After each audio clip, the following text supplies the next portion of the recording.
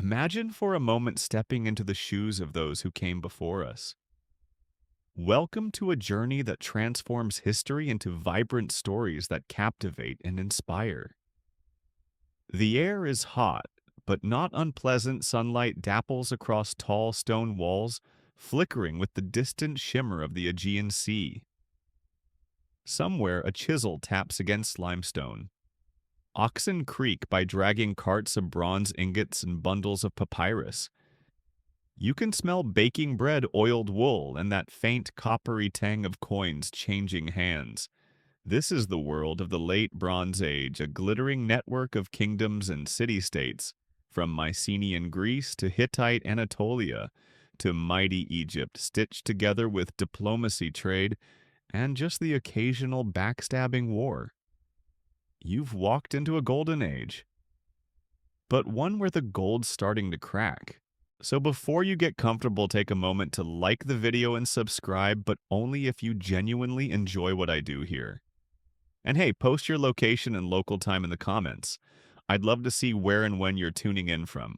Wherever you are, I hope tonight brings you rest, comfort, and maybe a curious dream or two. And let's ease into tonight's journey together. You start in a palace. Not just any palace, but one like those at Mycenae or Ugarit with polished stone floors and walls painted in lush blues and ochres. Servants flit past you. Bureaucrats argue over shipping manifests. Dignitaries sip wine while talking trade routes and dowries. On the rooftop, someone tunes a lyre. The world feels orderly, almost smug in its stability. But if you peer out toward the horizon just a bit, you'll see strange sails. Before the Great Crash, there were signs. Subtle at first, a missed shipment, a delay in diplomatic response. A king somewhere far off suddenly goes silent. You hear whispers of growing unrest in the west. The kind of unrest that comes with ships you don't recognize and languages no one can quite place. One trader mutters about piracy increasing along the Levantine coast. Another talks about drought in Cyprus. You try to ignore it, but then someone else mentions refugees. Lots of them. Moving inland, hungry, armed, a whole village emptied. It isn't a single event, this collapse. It's a soft hum of unraveling a necklace where one bead falls loose and others soon follow. Even the weather seems off. Winter's not as wet, summer's a touch too long. It hasn't rained in Byblos for weeks. Farmers argue about whose gods are angriest. And still in your palace, there's music, there's perfume. The scribes keep recording taxes, for now. But beneath it all, that tension simmers. You might try to ignore it to keep attending your harvest festivals, but the Bronze Age is winding down like a music box running out of spring. You catch a glimpse of a foreign prisoner brought in chains before the king. Strange helmet. Tattoos on his arms. One eye swollen shut. The scribe doesn't even have a name for his language. Even the elite are growing nervous. In Egypt, courtiers argue over new fortifications. The pharaoh orders giant wall carvings depicting heroic victories, whether or not those victories happened. One priest whispers, "If the gods are angry, it's because of what we buried under the old temple." Over in the Hittite heartland, officials start hiding records in secret archives. Why else would they be found centuries later neatly buried in the ruins? And in the background, your neighbor keeps stockpiling grain. Now the letters start arriving. A royal courier, dusty and gasping hands over a sealed clay tablet. It's from a king you were allied with who now begs for help. His cities are burning. His vassals have betrayed him. The enemy is at the gates, he writes, and I have no one else to turn to. You're not sure how to answer, or if he's even still alive. Across the known world, economies tighten. Bronze becomes harder to obtain. Tin, which must be imported, doesn't arrive. Tools rust. Armies shrink. And the stories become darker. Some say the gods have withdrawn. Others blame sorcery foreigners, or perhaps even your own leaders. Historians still argue whether it was drought disease or simple chaos that started the spiral. The truth, like most collapses, doesn't care to explain itself neatly. One fringe theory: aliens. Yes, really. Someone probably wearing way too much patchouli once proposed extraterrestrials intervene to reset human civilization. But you know better. This wasn't sci-fi. It was entropy old-fashioned and very, very wet. You stand on the coast one morning and watch the sea shimmer. A fishing boat drifts in empty. Beyond it, a line of black sails. You squint. Bird head carvings. Shields stacked along the railing. Men clustered together with spears. Your stomach drops. They are not here to trade. And so the world you know of kings, trade networks, gods with fashionable headdresses will soon change. You will change. The bronze will dull, the cities will dim, but the story will continue, even if you don't survive this. They come in the early hours when the sea is still glassy and the gulls haven't even started their screaming. You hear the sentries call out once sharply, and then a silence that feels like a held breath. You climb up to the lookout tower, and there they are, dozens of ships, maybe more. Not fishing boats, not merchant vessels. These are long, low ships with curved prows carved like birds of prey. Their sails ripple in the breeze, striped and bold. You can just make out figures on board, men in horned helmets, some wearing animal skins, others in foreign bronze armor that clinks as they move. Some carry bows, others axes. A few unsettlingly appear to be playing flutes. Welcome to your first face-to-face with the Sea Peoples. No one knows exactly who they are, and you're not alone in that confusion. Even now, over 3,000 years later, historians still argue whether the Sea Peoples were a single coalition, a loose confederation, or just a poetic term Egyptians slapped on anyone arriving uninvited by boat. What we do know is this: they were mobile, they were violent, and they showed up everywhere like the world's worst cruise line. They didn't write things down, or if they did, nothing survived. No Sea People memoirs, no rating for dummies, not even a smug piece of pottery. What we know comes mostly from the people they attacked, who understandably were not big fans. Take Egypt, for instance. The pharaohs weren't subtle. They painted massive murals on temple walls showing heroic battles against waves of sea peoples. You can still see them at Medinet Habu, chaotic scenes with boatmen tumbling into the sea chariots, crashing, and the pharaoh smiting away like it's leg day. You, watching from the safety of your dreamlike second-person perch, might wonder, were they pirates? Possibly. Refugees? Very likely. Mercenaries? Absolutely. Picture a Mediterranean gig economy, but with swords and no dental plan. The Egyptians gave them names: Sheridan, Shekelesh, Luca Peliset, and more. Each seems to represent a tribe or ethnic group, maybe from different parts of the Aegean or Anatolia. The Sheridan might have come from Sardinia. The Peliset, quite possibly the future Philistines. The Lucca may be southwestern Turkey, or as it was then, a party waiting to be crashed. One odd tidbit: some of these sea peoples later became palace guards for Egypt. Yes, really. After raiding a civilization, nothing says we respect you quite like joining their security team. It's the historical equivalent of robbing a bank and then becoming the bank's head of security. Awkward holiday parties. Back in your city, chaos brews. The guards are calling everyone to the walls. Bells ring. Civilians scatter. You duck as a flaming arrow lands in a nearby courtyard, cracking the tile roof. Screams rise in the distance. A priest throws a sandal at you and tells you to help carry scrolls. You don't argue. You pass a merchant who mutters something about having seen these same ships 2 weeks ago off Cyprus. That can't be good. Your king, still in his night robes, is on the parapets. He tries to rally his soldiers with speeches, but they're already looking at the sea again. more ships, and then landfall. The sea peoples don't march in neat lines. They swarm, they roar, they rush through the shallows with a wild, unnerving glee. One carries a massive curved axe that gleams in the sun. Another has a shield painted with a spiral pattern you don't recognize. A third whistles a tune as he hurls a javelin directly into the city gate. You think I probably won't survive this. But still, somehow the defenders hold for now. The sea people seem surprised by resistance. After all, not every city has warning or soldiers ready. They regroup. A few begin to circle the walls looking for weakness. Others begin collecting burning wood to smoke out the defenders. One group just starts dancing. It's confusing. It's terrifying. Later, you learn they attacked other cities the same way.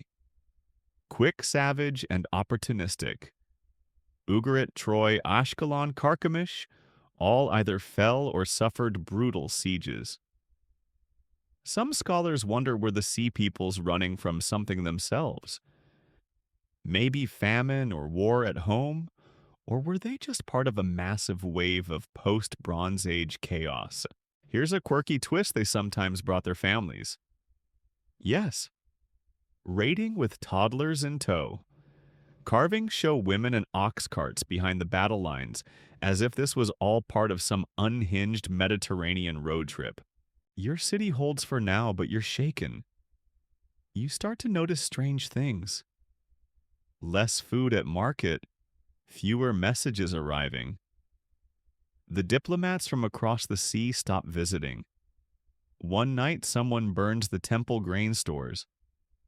Sabotage, desperation? No one knows. The sea peoples don't always stay. Sometimes they raid and leave. Other times they settle. One group builds homes near the ruins of a coastal town and plants barley almost like they're tired of sailing. Some of the elders argue, let them stay. Better neighbors than conquerors. Others hiss back, they'll betray us when the harvest fails. And what do you think, you, a citizen of a once confident Bronze Age world, now watching the edges fray faster than anyone can sew? Some historians believe these sea peoples were displaced Indo-Europeans. Others say they came from within the region, unemployed mercenaries, former subjects of the Hittites, or Mycenaeans, now freelancing with spears. There's even a theory that they were hired by some kings to attack their rivals and then just kept going once the paycheck stopped. Because that's the thing about collapse. It's not just a building falling down, it's a system breaking trust. You stop knowing who's on your side, who pays your wages, who grows your grain. And when the sea peoples arrive, they don't just bring war, they bring uncertainty. Tonight, you rest with one ear open, just in case the horn sounds again. You barely slept last night. The walls of your city still stand, but the silence this morning feels wrong, thick, expectant, like the air before a summer storm. A line of smoke curls on the horizon. Not from your city, no, from someone else's. Someone close. You know what that means. Further south along the banks of the Nile, things are tense in a different way. Egypt, land of pharaohs and papyrus, is no stranger to threats. But the sea peoples, they're a whole new category of terrifying. They don't kneel, they don't bargain, and they seem to pop up wherever the Nile Delta turns its back. You are now in Egypt, summoned to a grand hall filled with incense columns and suspicious side-eyes. Pharaoh sits on a high throne draped in linen and gold, his expression frozen somewhere between divine serenity and absolute panic.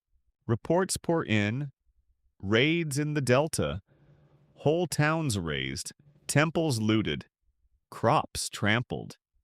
One official reads aloud a grim tally of losses, and you can hear the room exhale as if even breathing must now be rationed.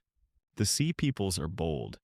They've sailed past fortified harbors, past mighty river garrisons, and now they press toward Egypt's breadbasket. A scribal assistant opens a map scroll, except several of the cities inked in red are now ash smudges. Oops. One Egyptian general says it plainly: they do not fear Ra. They do not respect Ma'at. In other words, they aren't playing by the rules. Ramesses III, Egypt's last great warrior pharaoh, decides to strike back. And not just with spears and chariots, though, yes, there will be many of those, but with propaganda. He commissions epic murals, bas-reliefs, temple carvings, as long as luxury cruise ships all, depicting his glorious victory over the sea peoples. You may have seen them. The scenes at Medinet Habu are famous. Enemies in feathered helmets, possibly the Sheridan or Peliset, are shown being trampled by chariots drowned in the Nile or impaled on well-placed stakes. Ramesses stands triumphant, smiting skulls with the divine flair of someone who never sweats. Except the sea peoples kept coming. Which raises the awkward question, did he actually win? Historians still argue whether Ramesses III defeated them entirely or just fought them to a draw and put a very shiny bow on it. The battle at the Nile Delta, for instance, may have been more about blocking a sea people's migration than truly destroying them. The truth is probably somewhere between heroic defense and barely managed to hold the line. Still, Egypt survives. Not untouched, but unbroken. Sort of. They push the invaders back for now and settle some of the more cooperative groups in military colonies. That's right. Some sea peoples get beachfront property and a new career as Pharaoh's muscle. Beats getting impaled, I suppose. And now, for a delightfully quirky moment, Egyptian records say the sea peoples brought their families with them during the invasion. Wives, children, livestock. Imagine trying to conquer an empire while also making sure little Menes eats his lentils and doesn't fall off the ox cart. That's one weird caravan. Back in your dreamlike viewpoint, you walk along the Nile and hear locals mutter rumors. Some say the gods are testing Egypt. Others whisper that the world outside has collapsed and Egypt is the last flickering light. One temple priest tells you of strange omens: fish swimming backward, birds falling from the sky, a two-headed goat born near Memphis. You smile politely and edge away. You pass a marketplace that feels thin. Fewer traders, fewer goods. A lot of talk about next season, but everyone seems to be avoiding eye contact when they say it. Meanwhile, messengers arrive from far-off cities that no longer exist. One letter says simply, "We are finished. Do not wait for us." Even in victory, Egypt begins to shift. The borders tighten. Grain shipments become more guarded. Trade networks fade like old ink. Cities further out once allies or vassals are left to their own fate. And here's something odd. The famous mortuary temple of Ramesses III, that great record of triumph, was later looted by his own officials. Yeah, not even a generation later. Apparently, winning against sea peoples doesn't stop your bureaucrats from stealing your gold toe rings. Egypt doesn't fall in this era, but it starts to bend quietly, slowly under pressure that doesn't go away. And it gets weirdly introverted. Less about conquering, more about holding. Less glory, more caution. A cultural version of pulling the blankets over your head and pretending you don't hear the raiders outside. You drift back north as the Nile glows gold in the fading sun. The cities that once called to Egypt for help are quieter now. Some are just gone. Others are rebuilding cautiously. Some don't know whether to fear the sea peoples or join them. Because that's the other thing about these invaders, they don't always vanish.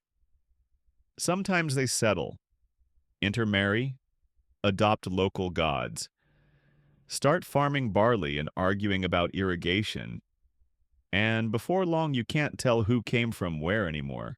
That's how collapse often works. Not with a single bang, but with blurred boundaries and forgotten loyalties. Tonight, Egypt sleeps uneasily, dreaming of glories past uncertain tomorrows and feathered helmeted strangers just beyond the dunes. The Hittite Empire does not go quietly. You shift now to the highlands of Anatolia, modern-day Turkey. The sun here is colder, harsher. The wind smells of dry grass and old stone. You stand at the gates of Hattusa, the Hittite capital once ringed with lion-headed walls and carved gates so massive they made visitors feel appropriately small. Bureaucracy thrives here, has for centuries. The Hittites love a good inventory list. They've got tablets for sheep chariots, grain legal squabbles, weather patterns, probably even for who last borrowed the king's bronze hairbrush. But today there's a tension in the palace halls. You feel it even in your sandals. The corridors echo with hurried footsteps. Scribes shuffle clay tablets like gamblers with bad hands. Military reports are inconsistent. One city is fine. The next is mysteriously silent. A fortress on the western frontier has sent no word for weeks. You look west, the wind carries smoke. In the king's court, they try to downplay it. The general consensus, probably local rebellions. Maybe bandits. Or perhaps the Mycenaeans are misbehaving again. Certainly nothing the mighty Hittite Empire can't handle. Except, then comes the refugee column. Hundreds. Maybe more. Herded into the city by nervous guards. People from Arzawa, from Wilusa, from coastal towns whose names sound suddenly fragile. They bring stories. Cities torched, crop seized, children kidnapped. One man claims his entire village was attacked by warriors wearing boar's tusk helmets and laughing in 3 different languages. You feel your stomach drop. These are not exaggerations. It's the sea peoples again. Or people like them. It's hard to tell anymore. Soon after Hattusa goes dark. That's not poetic. It literally vanishes from the record. No grand final battle, no dramatic last stand. The Hittite capital, the heart of an empire that rivaled Egypt and once stood nose to nose with mighty Babylon, disappears. Historians still argue whether it was the Sea People's internal revolt, famine plague, or a perfect storm of all 4 that ended the Hittite Empire. There are no last-minute carvings, no farewell letters. Just a blank space where the bureaucracy used to be. And here's a quirky little horror: in the ruins of other Hittite cities, archaeologists later found ovens still full of bread. That's right, someone was baking when the world ended. In the countryside, you now see Hittite soldiers, former soldiers turning into mercenaries or bandits. Villages fortify themselves. Some begin using simpler tools, no more bronze, just woodstone and hope. It wasn't just the capital. The entire Hittite network, provinces, allies, tributary states, collapses like a marionette with cut strings. Think of it: a whole region's political system, legal structure, religious order, and diplomatic protocol gone in under a generation. And the silence afterward is almost worse than the screams. Later generations will forget who the Hittites even were.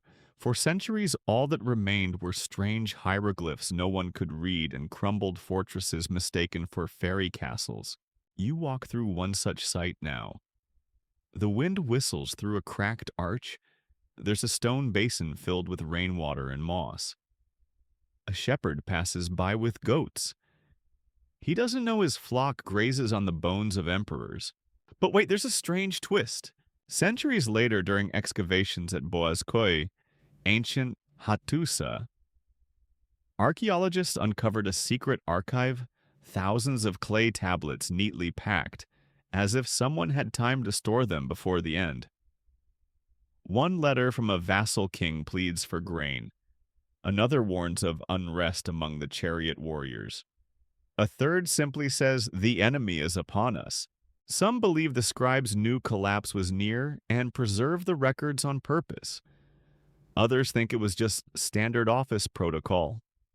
Either way, those tablets lay buried for 3,000 years waiting for you, or someone like you to remember the voices of a vanished empire.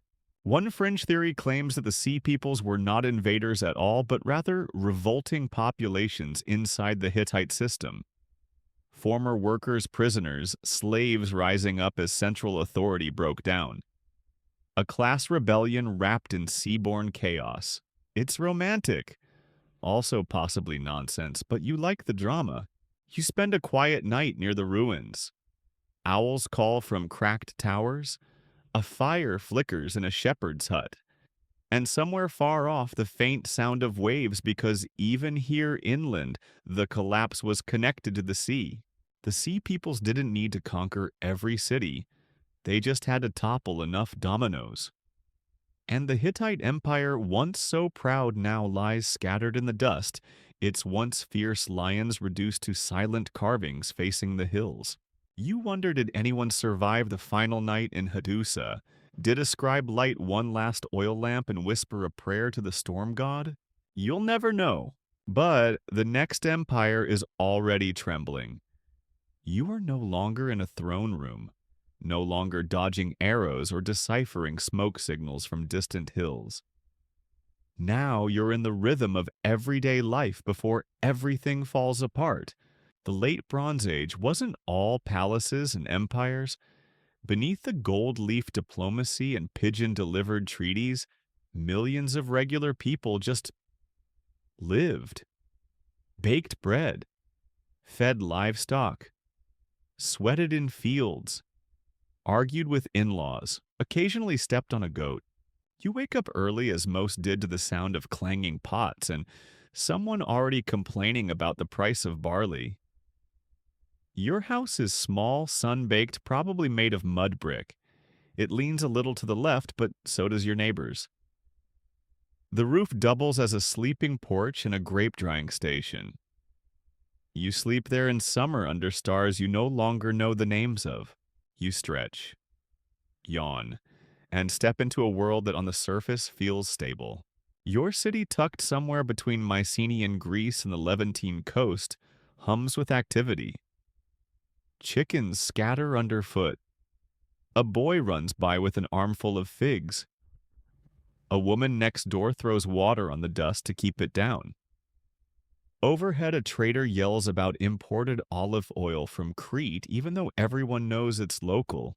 You, dear listener, are a bronze worker today. That's right, you make things with fire and mystery.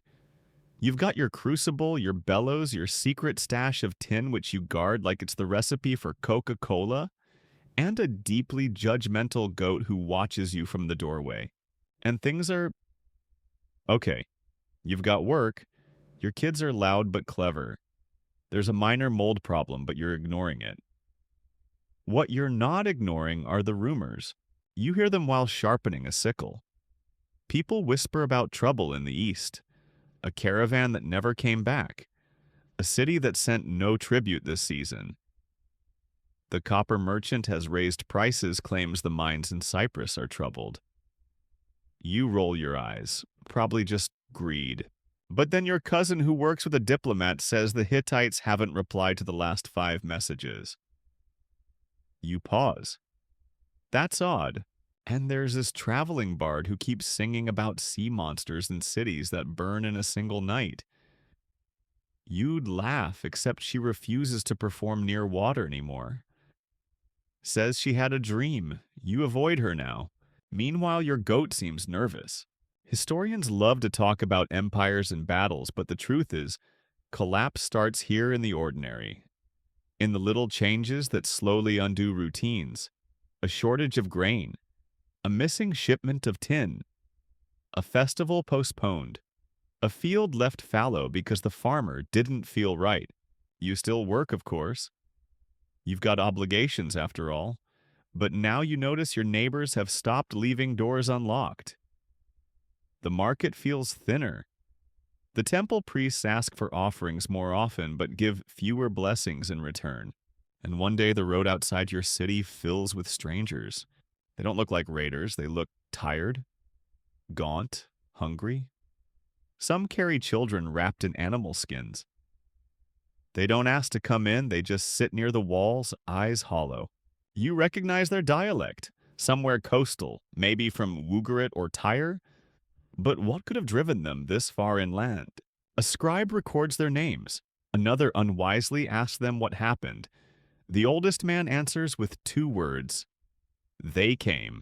No one asks who they are. That night, there's a meeting in the town square. The elders argue whether to take the refugees in.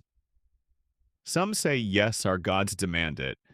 Others warn we barely have enough for our own. They're shouting. Someone throws a fig. You go home, you don't sleep. Meanwhile, let's peek into another life, a traveling diplomat. He's supposed to go from palace to palace trading gossip and gifts, and yes, usually negotiating who gets which daughter in marriage. But lately, it's not going great. His latest itinerary reads like a war report. One palace no longer exists. Another is overrun with squatters. The third abandoned. He finally finds a functioning court, but the prince he was supposed to meet has died of something vague and pustily. The diplomat leaves a box of gold rings anyway, just in case. Oh, and don't forget the goat. That's right, your goat plays a vital role here. You see, as bronze becomes scarce and people start hoarding supplies more and more, daily tasks are devolving back to muscle, hoof, and luck.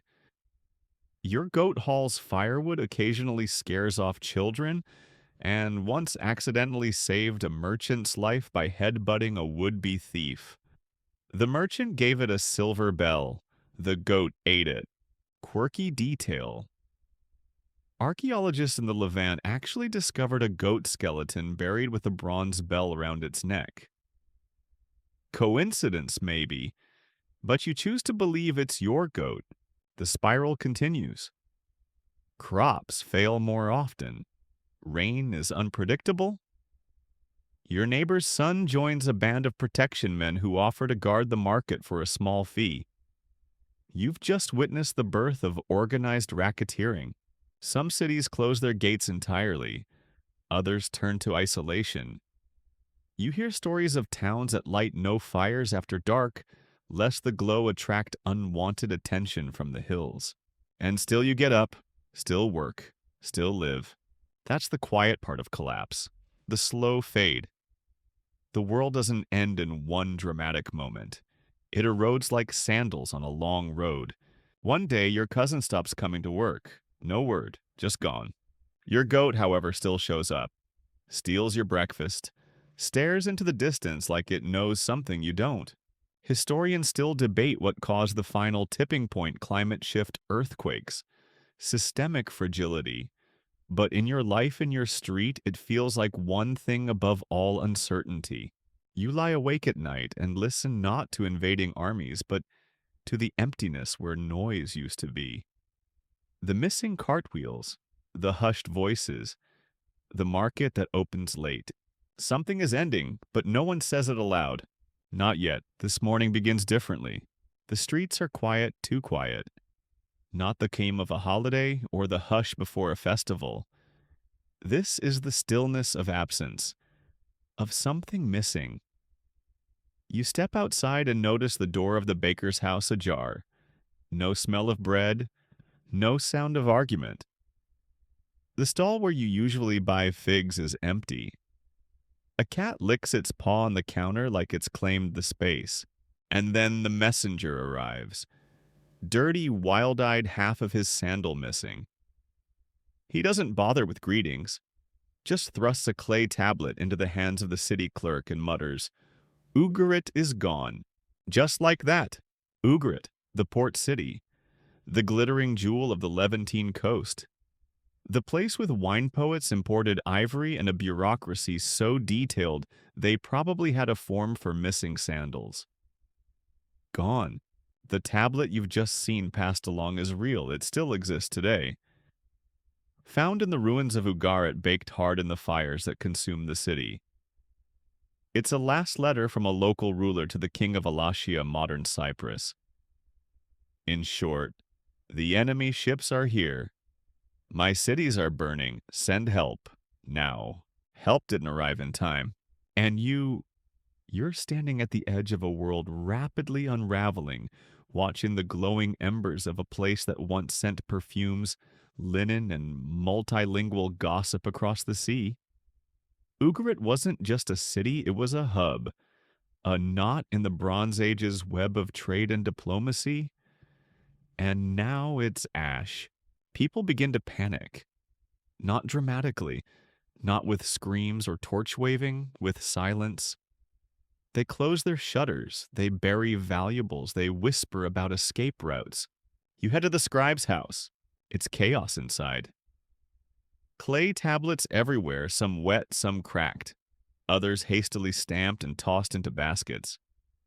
A young apprentice is trying to copy names onto a refugee manifest, but his stylus keeps breaking.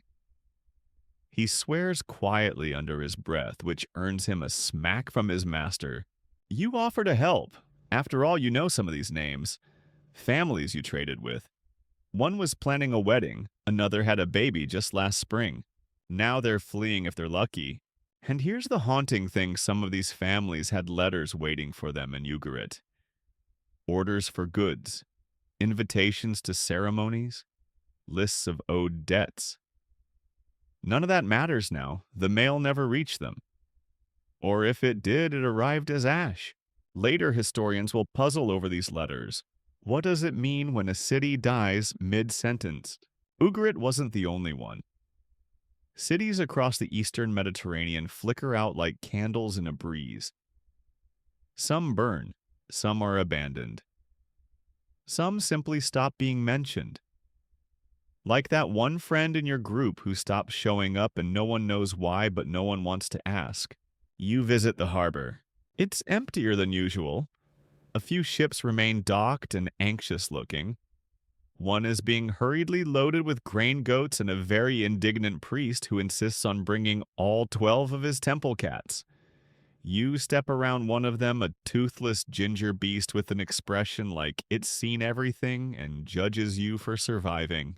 As the ship pulls away, you notice something odd. Among the goods is a sealed clay tablet.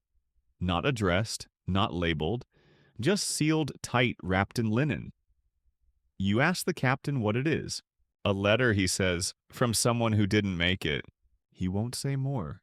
That evening you sit with a few friends around a small fire. No music tonight, no wine. Just dry bread and worry. One of them, an old man with cracked hands and a silver ring he claims was a gift from a prince, says something you won't forget. This is how gods die, not with blasphemy, with silence. It's a weird thing to say, but you understand it. The temples are quieter. The priests distracted. Rituals rushed. People still make offerings, of course, but more out of habit than hope. And the gods they no longer answer. Historians still argue about the role of faith during the collapse. Did religion change, adapt, or retreat? In Ugarit, temples were looted. In Egypt, the gods were depicted as warriors' fists, clenched eyes wide. In other places, divine names disappear entirely. One fringe theory suggests that the sea peoples brought with them their own gods, and those gods were hungry. That's probably just dramatic nonsense. But it makes for a good fireside story. And here's your quirky tidbit of the evening. Among the ruins of Ugarit, archaeologists found a tablet detailing a recipe for liver and leek stew. That's right. While the world burned, someone was still perfecting dinner. Because even in collapse, people still eat. Still cook. Still hope. You lie awake that night staring at the stars. The sky hasn't changed. Orion still hunts. The moon still rises like a coin tossed across a black sea. But everything beneath it feels different. Unstable. Uncertain. You used to dream about building a shop. Maybe getting a second goat. Now you dream about safe roads. About which city still has food. About whether your children will grow up knowing how to write or only how to run. Ugarit is gone, and your world is smaller. Tomorrow you might pack your things. Morning breaks with an unexpected chill. You feel it in your bones like the air itself is hesitating. The dew clings longer than usual. The birds are quieter. Even your goat, yes, still alive, still staring, seems subdued. You were planning to visit your cousin in the coastal city Mycenaean territory, but news from the traders suggests it's not the best time. Rumors of burning palaces, mass graves, and lost ships drift inland like smoke. Still, you're curious. You've always been curious. And so off you go. Pack a little food, tuck a small bronze knife into your belt, and try not to make eye contact with the man selling guaranteed plague-proof amulets at the city gate. You travel for days passing abandoned villages, shuttered shrines, and farmers who wave with weary eyes and hands too calloused for their age. And finally, at the end of a long, dusty road, you arrive in the land of the Mycenaeans, or at least what's left of it. The citadel looms like a broken tooth on the horizon. Its walls, once a marvel of engineering, stacked with cyclopean stones, so large locals believed only giants could have placed them, now look more like a child's crumbling sandcastle after high tide. You climb the ramp past shattered columns and sun-bleached frescoes.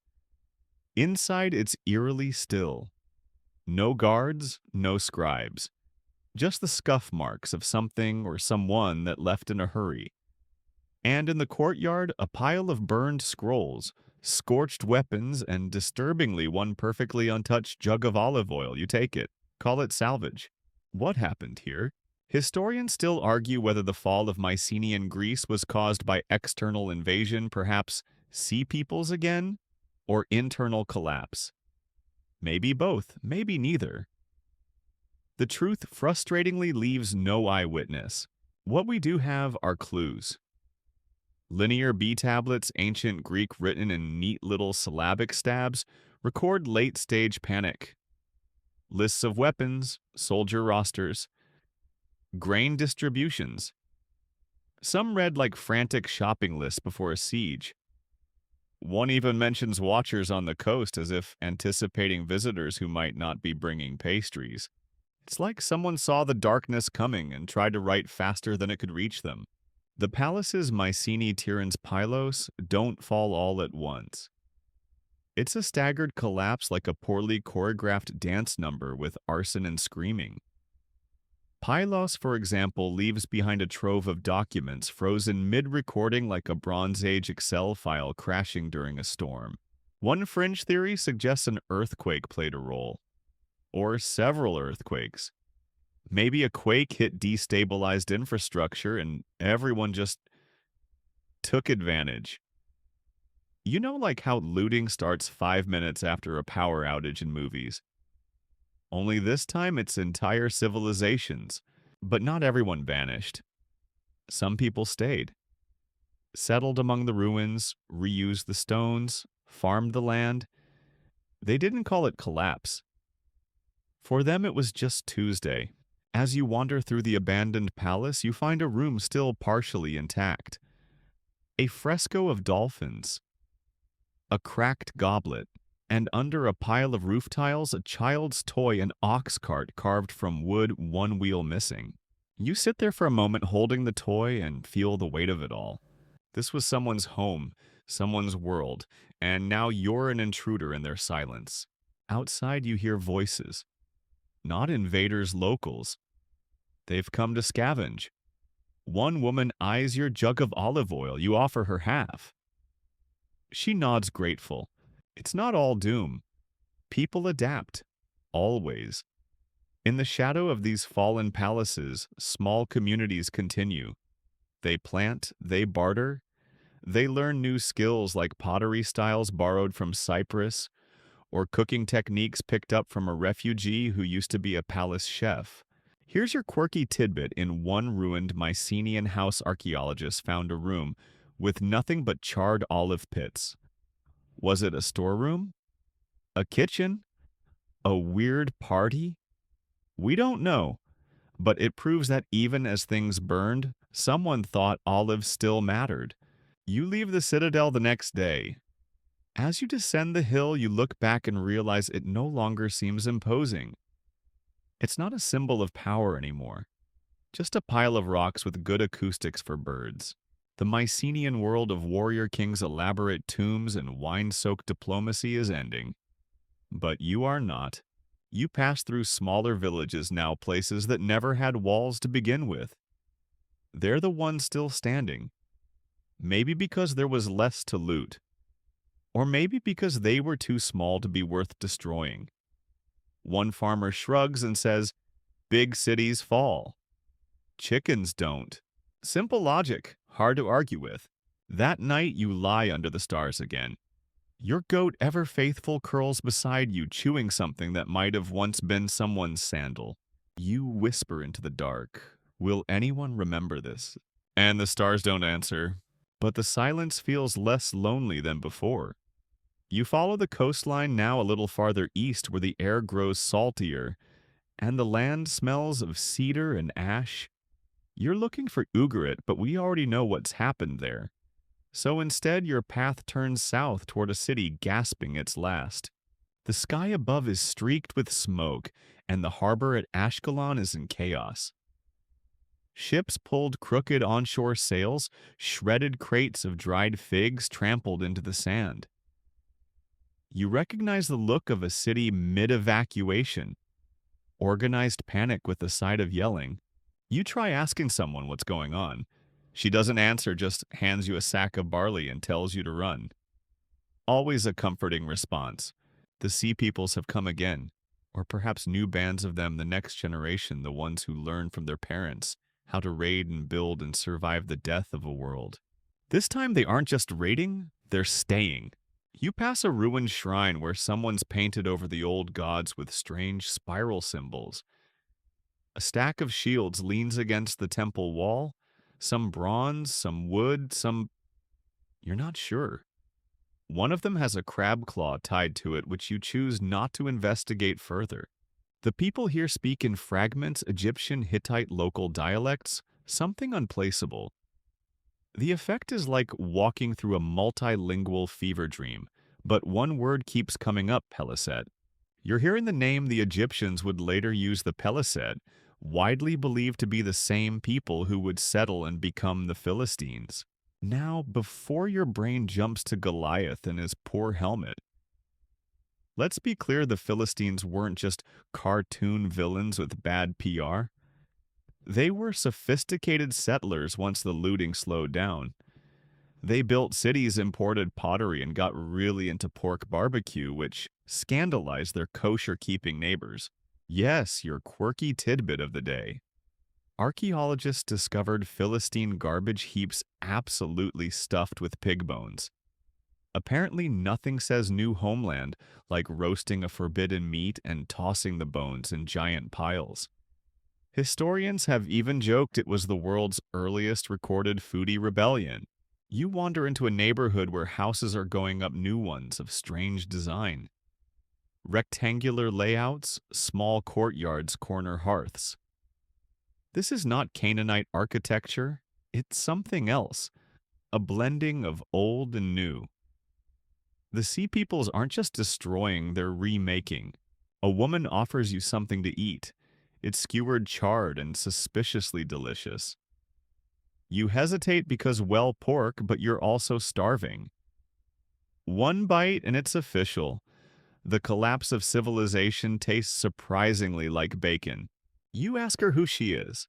She shrugs. We came from the sea, she says, but now we stay. That's the shift. The Sea Peoples aren't nomads anymore. They're neighbors. And this unnerves the old powers. Down in Egypt, Rameses III has murals carved declaring victory, as we've seen. But while he's smiting enemies in eternal stone, he's also quietly negotiating with the Peliset. Egypt gives them land along the southern coast. Let them settle, farm, build walls, just don't let them push inland. It's a peace forged not with treaties, but with exhaustion. You pass a small village nearby, newly built dust still rising from the paths. Children run by, swinging wooden swords and shouting in a mixture of dialects. One wears a helmet far too big for his head. Another has tied a bird feather to her tunic. They're playing Sea People and Pharaoh again. You remember doing the same. Only now you're not sure who's supposed to be the hero. Inside one of the homes, a woman sharpens a sickle while telling you about the old city, the one they left behind. She doesn't cry, just talks like someone who's folded the past into a drawer and doesn't plan to open it again. You help her finish the roof. Later, the village celebrates a harvest. Modest, but enough. You're handed a cup of wine made from dubious grapes, and someone starts playing a lyre with two strings missing. They dance. They laugh. The children pelt each other with roasted lentils. And you realize this is what survival looks like. Not glory, not conquest. Just this patching roofs, roasting pigs, replanting names in new soil. Historians still argue whether these sea peoples destroyed the world or simply walked into a house already collapsing. Maybe both. Maybe they were symptom and cure, ruin and renewal. Some came with fire, others with plows. Often both. One fringe theory suggests that the sea peoples were actually fleeing climate disaster drought, pushing them from the western Mediterranean into greener pastures. It makes sense. The evidence shows a widespread drying trend around 1200 BCE. In other words, their gods might have run out of rain. You walk to the edge of the village that night and look back. It's quiet. The smoke from their fires rises straight into a starlit sky. No alarms, no panic. Just the echo of laughter and the clink of pottery. The sea peoples are no longer just a rumor on the horizon. They're here, living, raising children, growing old. And somewhere not far from here, another city burns. But not this one. Not tonight, you awaken to gulls. Not the pleasant kind that soar gracefully against a pink dawn sky, but the kind that fight over fish guts on broken docks and scream like banshees with tax problems. You're in a harbor again, or what's left of one. The planks are warped. Ropes dangle like seaweed. A crab skitters past with half a bronze clasp stuck to its claw. But all eyes are on the sea. That's where they always came from. Ships shaped like birds' sails marked with curling symbols. Figures at the prow whose very posture said, "Yes, we're here to ruin your day." You see them again now, not in reality, but in carvings.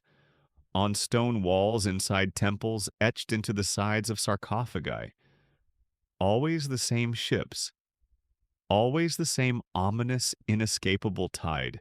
You're standing in front of one such scene now, a battle relief. Egyptian. Late New Kingdom.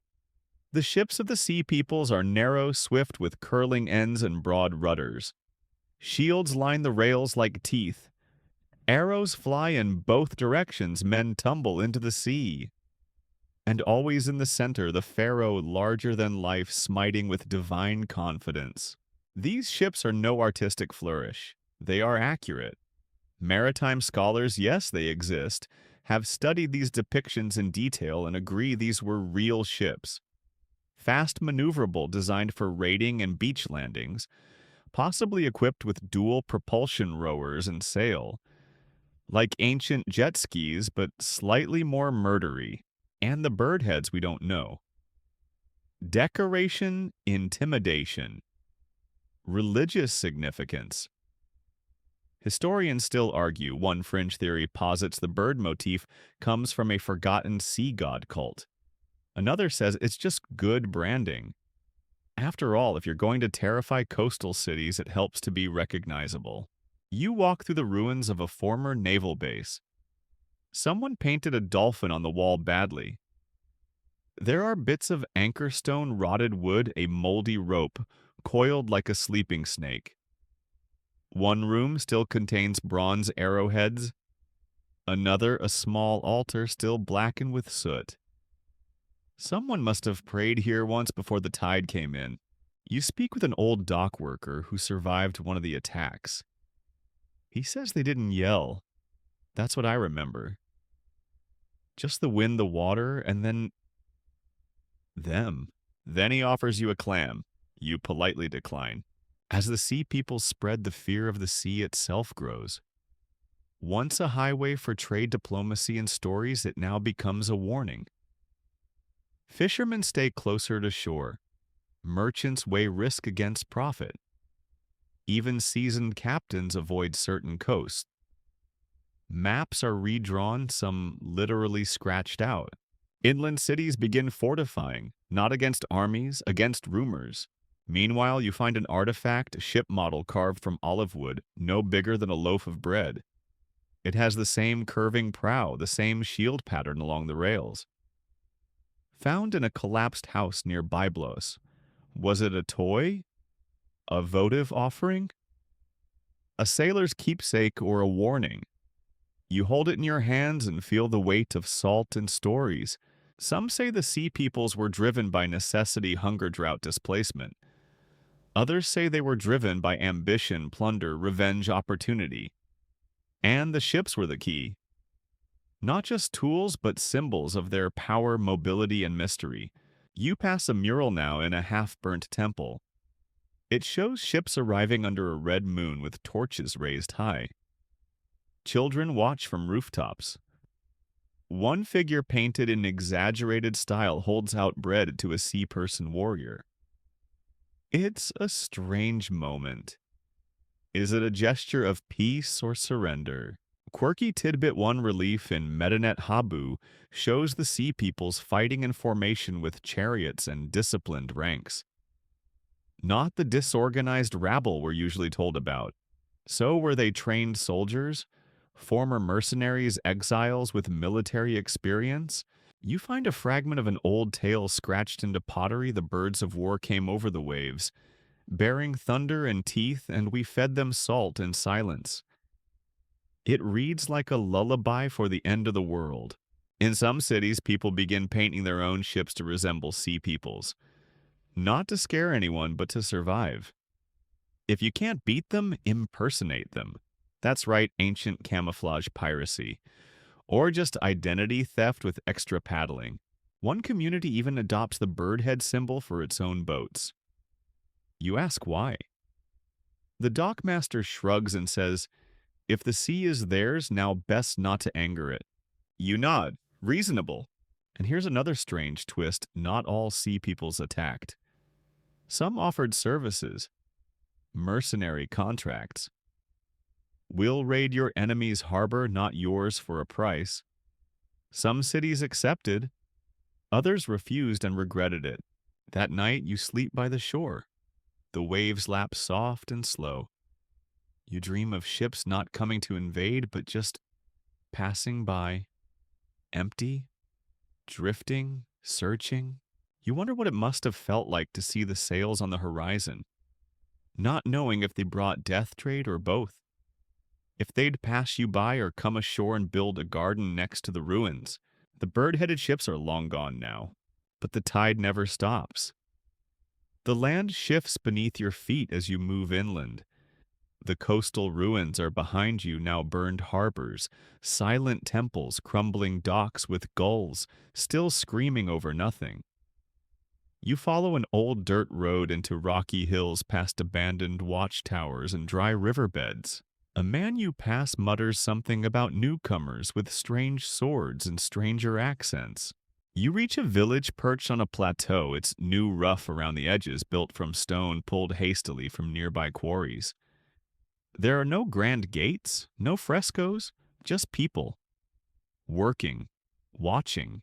These are not the sea peoples. Not exactly. These are the Dorians, or so they're called. Their presence is a puzzle wrapped in sharp iron and muscular calves. You're in Greece again, sort of. But it doesn't feel like the Mycenaean world. The palaces are gone. The linear B script is vanishing. And in its place, newcomers with different pottery, different burial styles, and most telling different weapons. Iron. It's rough. Uneven. Not as pretty as bronze, but it doesn't rely on imported tin, and it gets the job done.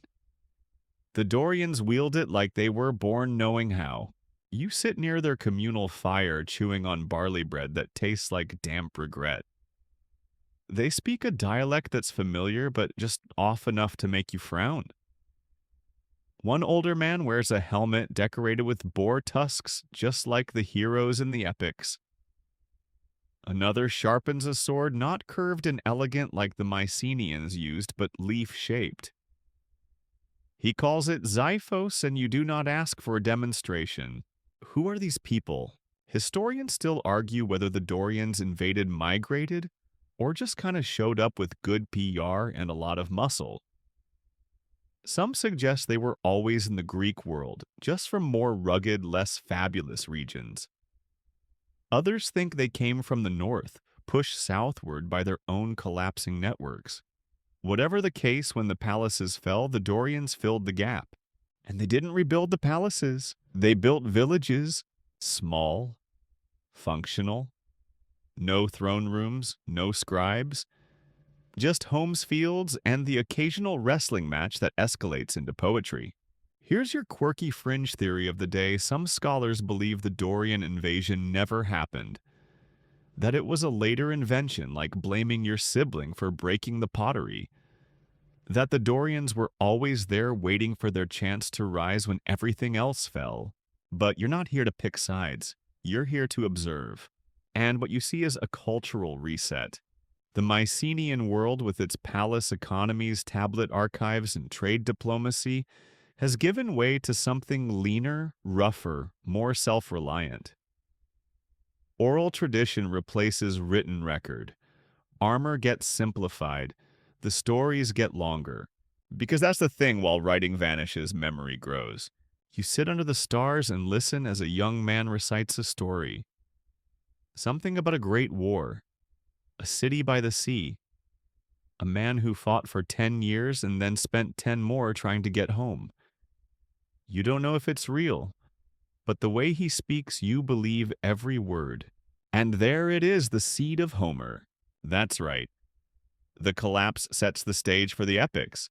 Without the fall of the palaces, without the fading of literacy, without the need to remember out loud, there may never have been an Iliad or an Odyssey. Just spreadsheets and tax rolls. You walk through their village the next morning. A woman is dyeing cloth. Children spar with wooden sticks. A goat climbs onto someone's roof because of course it does. No palatial splendor here, but also no burning. These people survived because they didn't rely on the fragile threads that snapped elsewhere. They adapted, lived in small units, shared food, fought back when needed, and never asked where the tin shipments went. Their pottery is different too. You see a new style emerging: geometric designs, angular lines, fewer dolphins, and more zigzags. It's less decorative, more symbolic. Some of it ends up in grave goods. Some of it lines granaries. All of it whispers a new aesthetic: the age of heroes is over. The age of patterns has begun. And that's the funny thing about collapse. It doesn't erase the past, it repurposes it. A Mycenaean drinking cup becomes a Dorian oil jar. A ruined palace courtyard becomes a threshing floor. An old spearhead is reforged into a plow. You visit a stone altar at the edge of the village. Offerings rest there: barley, a bit of cheese, a bronze ring. Someone has carved a name into the rock. Not a god's, a grandmother's. That's the legacy of the Dorian shift, not conquest. Continuity through change. Somewhere not far from here, a Mycenaean noble's bones rest in a looted tomb. His gold mask long gone, his name forgotten. But the people above him, scraping fields, sharing stories, surviving, carry on. And in their breath, a new world begins. Dust curls at your ankles as you follow the valley road. The sun isn't quite as warm as it used to be. Or maybe that's just nostalgia playing tricks on your skin. You're walking through a land that once held firm lines between kingdoms, between languages, between who was in charge and who was definitely not. Now those lines have faded. You pass a half-fallen signpost, weathered wood scorched at the edges. It once pointed to 3 cities. All 3 are gone now. One is a pile of rubble. One is a refugee camp. The third was recently repurposed as goat pasture. Your goat friend would approve. You arrive in a town that looks like it's trying very hard not to notice the apocalypse. The market still bustles. The temple still opens at dawn, but there's something forced about it all, like a play being performed with half the cast missing. You find a former scribe selling fish. He used to record trade treaties and count amphorae. Now he barters in tuna. You ask if he misses the old days. He thinks for a moment and says, "Less paperwork now." You laugh, he doesn't. This is the heart of a question historians keep asking: did the Bronze Age collapse? Or just transforms? Because when you look closely, really closely, what you see isn't always fire and ash. Sometimes it's adaptation, mutation, the careful stitching together of a new world from the frayed edges of the old. Grain once imported from Egypt, now grown locally with a little more weeding and a lot more prayer. Bronze once ordered from Anatolia, replaced with iron, crude but functional. Taxes once recorded on clay tablets, now remembered orally or more likely not paid at all. A subtle rebellion through forgetfulness. You sit in the town square watching a group of children tie sticks together into what might be a chariot. It's got one wheel. The horses are imaginary, but their laughter is real. And you realize this is how worlds recover. There's no manifesto, no treaty to end the collapse, no great speech where someone says, "We're in the Iron Age now." It just shifts. The Mycenaean kings are gone. The Hittite bureaucracy is toast. Egypt clings on, but with more eyeliner than confidence. Into the gap step smaller groups, local leaders, warlords, turned farmers, and farmers turned scribes. The cities shrink, the trade routes shorten, but people keep moving. Marrying, planting, singing. That's right, singing. Music changes too. You overhear a new song today. It blends words from 3 different languages. One line rhymes storm god with burnt bread. It's catchy. You find a woman weaving cloth with patterns you've never seen before. You ask her where she learned them. "My grandmother," she says, "who learned it from a stranger who came from the sea." The sea peoples again. Not raiders now, but neighbors. Their children speak your tongue.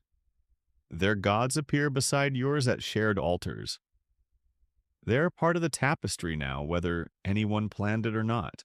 And yet not everything was gentle. You visit a ruined village further up the hill. It hasn't been resettled. Ash marks still line the walls. Someone scratched a prayer onto the side of a clay oven. You can't read it, but it makes you pause.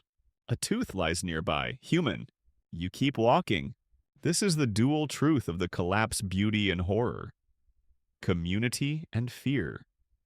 Some places adapted, others were erased, some cultures blended, others snapped. The quiet ones survive. The noisy ones get remembered, if only because they carve their stories into stone before fleeing.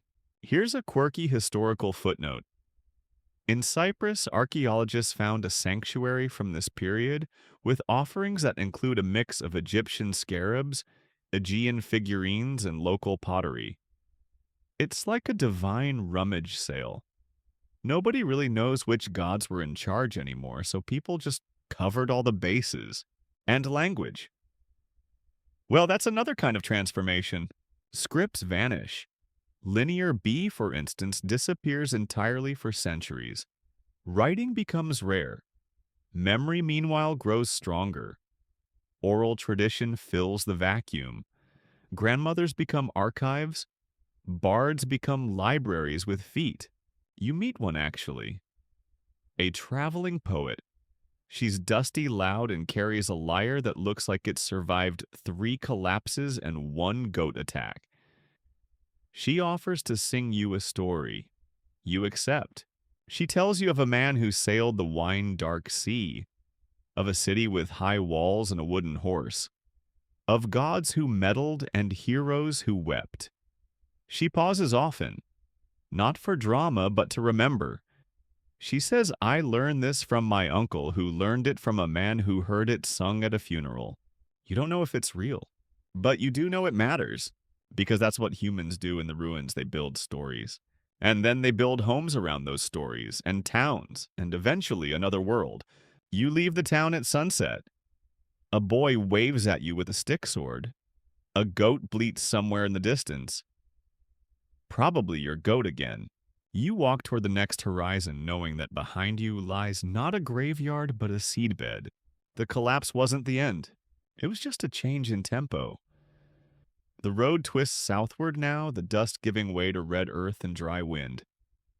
You're headed toward a city most only know from myth Troy. But this isn't the Helen of Sparta 10-year war wooden horse sort of visit. Not quite. The real Troy, layered, literal stubborn, sits on a bluff overlooking the sea, its ruins rising in messy stacks of history like a sandwich built by someone with no sense of scale. You arrive just as a local points to the lowest walls and says, "That's the one that burned." Then gestures higher, "That's the one that really burned." Troy didn't collapse once. It collapsed at least 9 times, depending on how you count, and each time someone rebuilt it. Different builders, different bricks, different dreams. But the version people most associate with the late Bronze Age, the one that possibly witnessed the fall, coinciding with the Sea People's activity, is Troy 7A.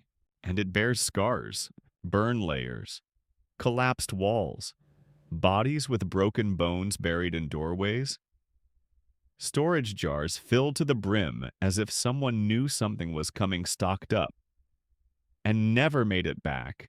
Historians still argue whether this destruction was caused by earthquake war or the clumsiest cooking fire in ancient history.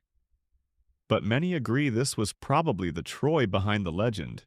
You step through the ruins and feel it, the weight of possibility. A place so wrapped in story that fact becomes optional.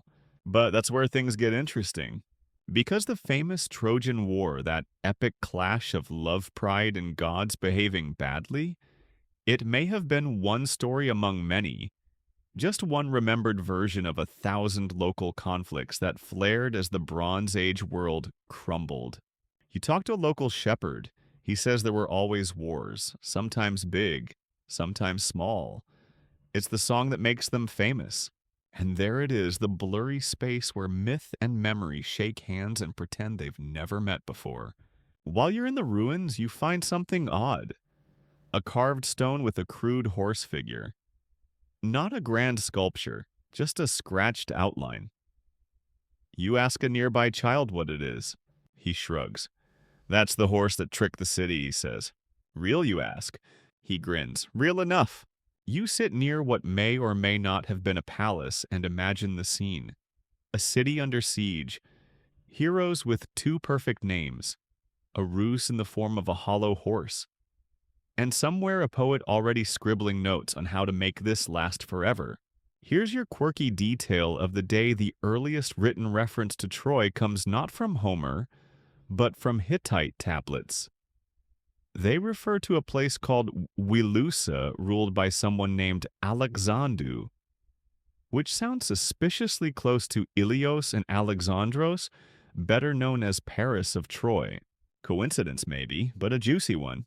The Hittites wrote of diplomacy treaties and occasional scuffles over Wilusa.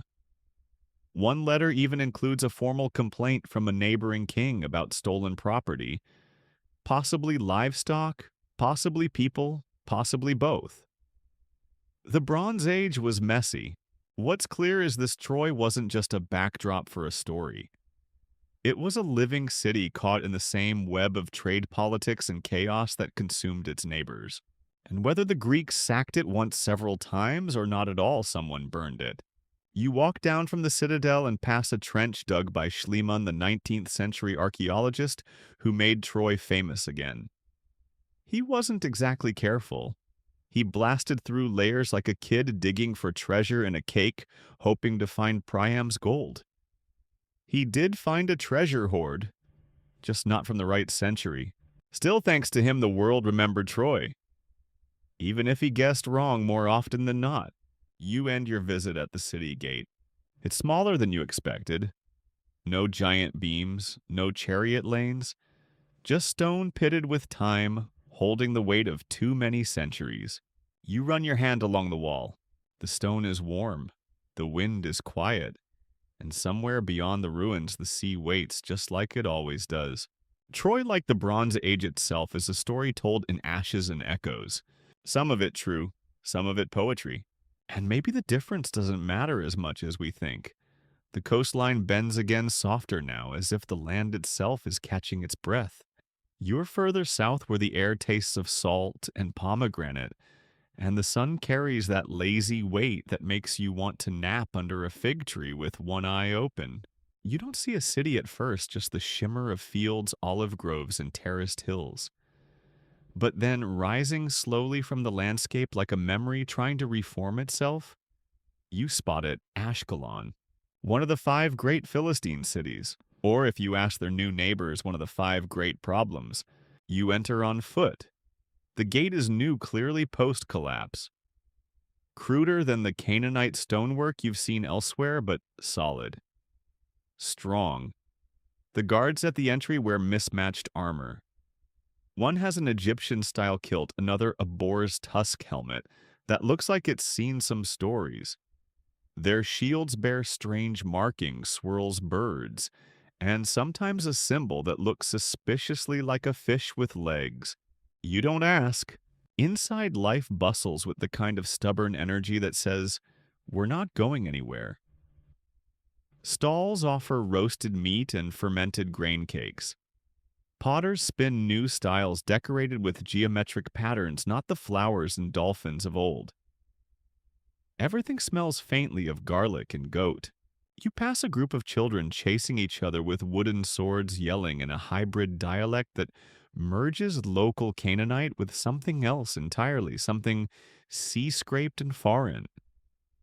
One of them stops to inspect your sandals and tells you you're wearing them wrong. You believe him. And yes, you find yourself in the middle of a barbecue. This is your quirky moment of the evening. Philistine sites consistently show an unusual number of hearths, fire pits and charred animal bones, especially pigs. That's right. While most of their neighbors avoided pork for spiritual reasons, the Philistines seem to throw literal feasts around it. Pork skewers, spit roast, sizzling fat. Some archaeologists even call it pig-based identity politics. It was as if they were saying, hi, we're new here and we like our gods, smoky and our dinners crispy. You're invited to sit with the family.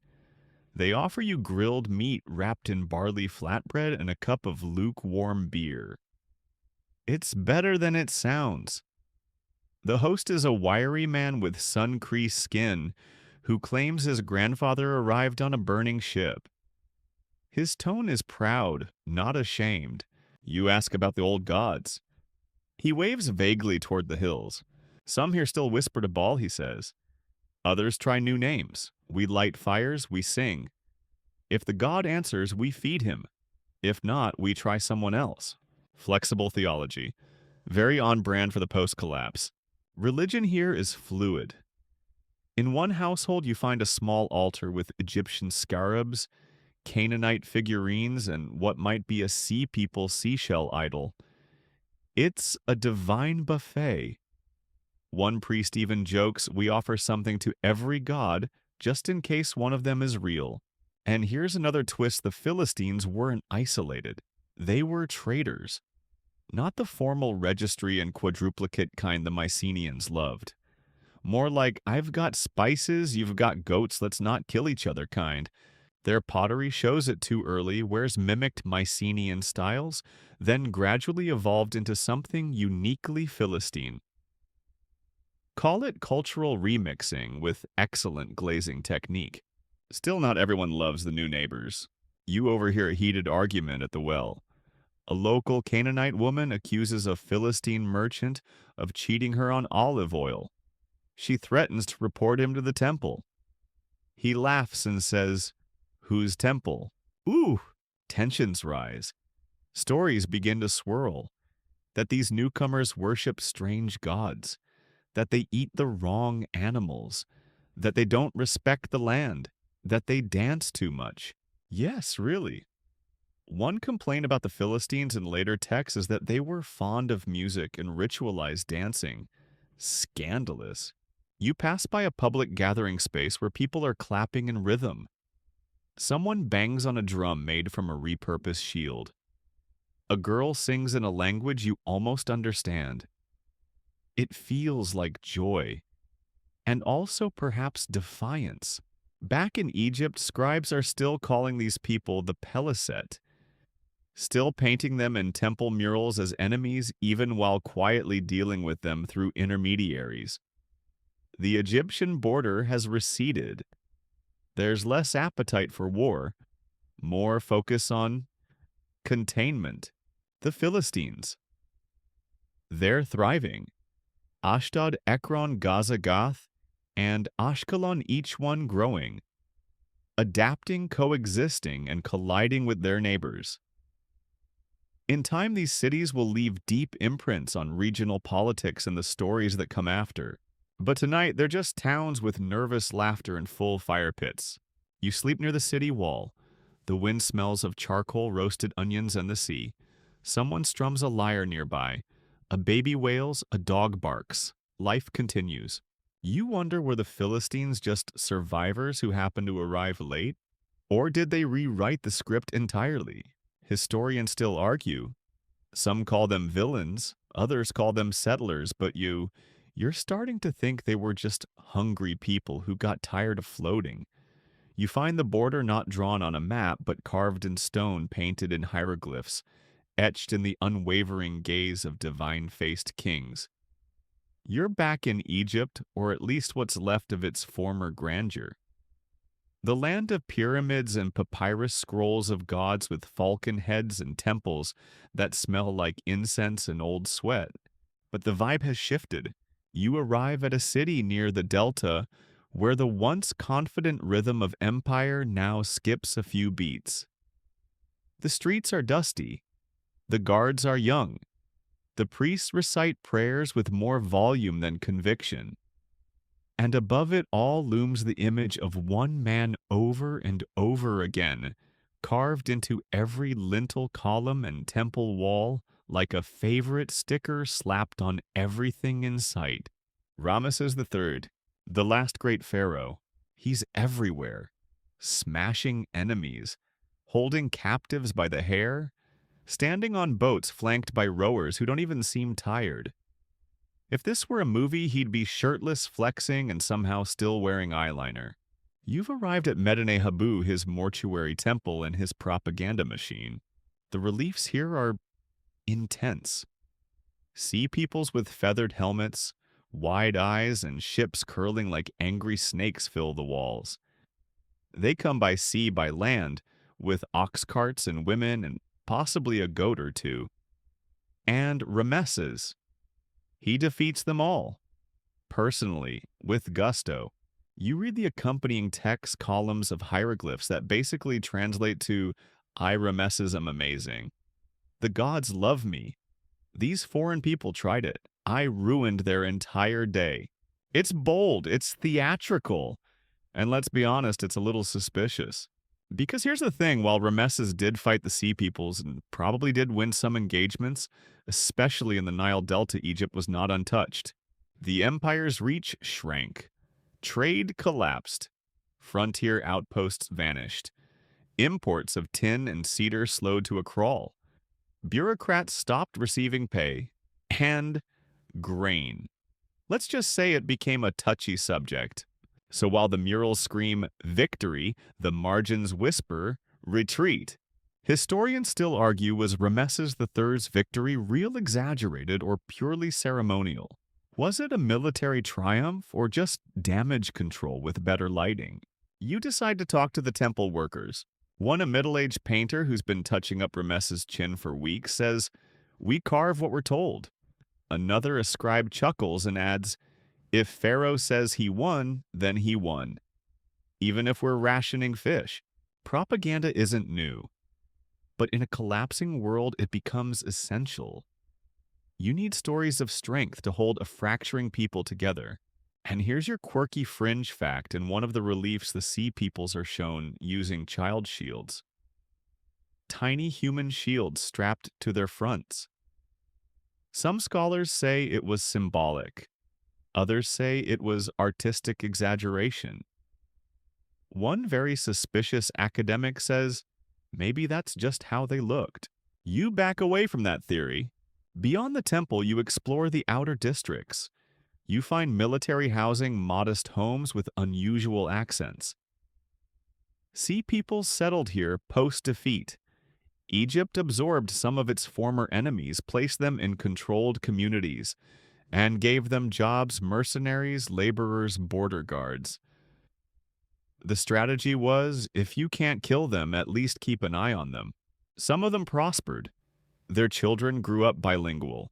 They adopted Egyptian hairstyles, wore linen, swore in hieroglyphic slang, and yet there's tension. You overhear a priest complaining that the Peliset don't bow properly at temple ceremonies, that they cook meat in open fires, not in sacred ovens, that they tell stories about sea gods instead of Ra. But you also hear a soldier say they're loyal, strong, good with a blade. He then stabs a fig for emphasis. Very dramatic. That night, you're invited to a dinner in one of the settler districts. It's a strange blend of cultures: barley stew with fish sauce beer poured from a jug, painted with Egyptian lotus but shaped like Aegean ware. Someone plays a flute made from an ibis bone. You don't ask whose idea that was. A young woman speaks of her grandfather. He came with the spear.